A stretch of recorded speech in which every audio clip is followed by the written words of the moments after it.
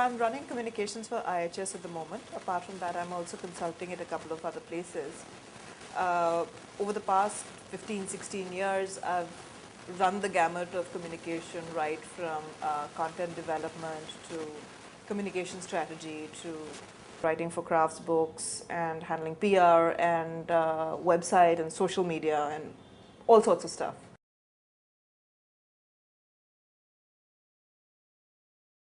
I think the key to good communication is honesty. While honesty and integrity have always been mainstays of communication, today it is more than a good to have. It is a must have for any organization or individual. It's not just the danger of being caught out in something that may be incorrect or possibly unethical, but there is also a very, very wide audience which demands that you are holding to a fairly high standard of integrity and honesty in what you communicate. And leaving aside the danger of being caught out, I honestly believe that if you genuinely believe in something, if you genuinely hold something to be true, you are far more effective at communicating it than if you think you're just selling something.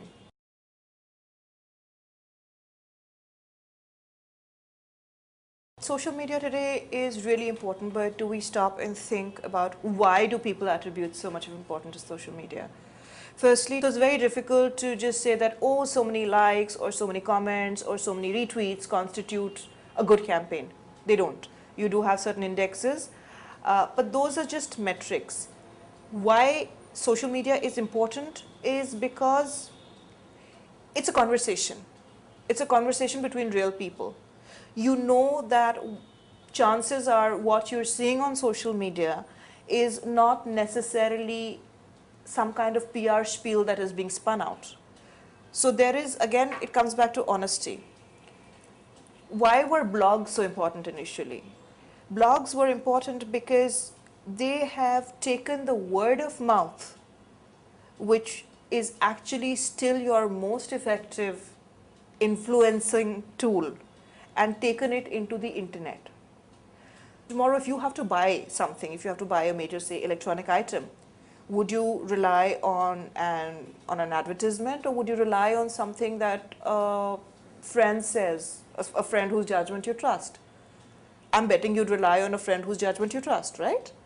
So that's what social media has done. It's taken that friend from the offline space into the online space and made it far easier for you to communicate with that person.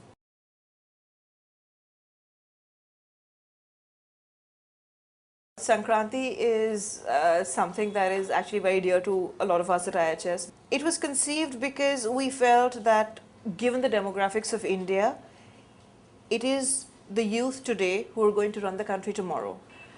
We felt it was important to engage with them, to make them realize what are the real issues that our cities are facing, and also make them realize that yes, these problems can be fixed. That is what Sankranti does.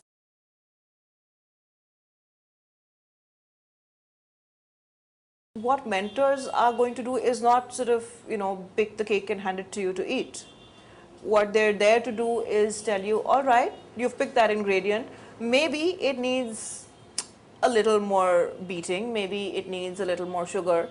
So that's how the whole solution comes together. The mentors are there to help you hone your solutions, sharpen them, and look at them across three main categories.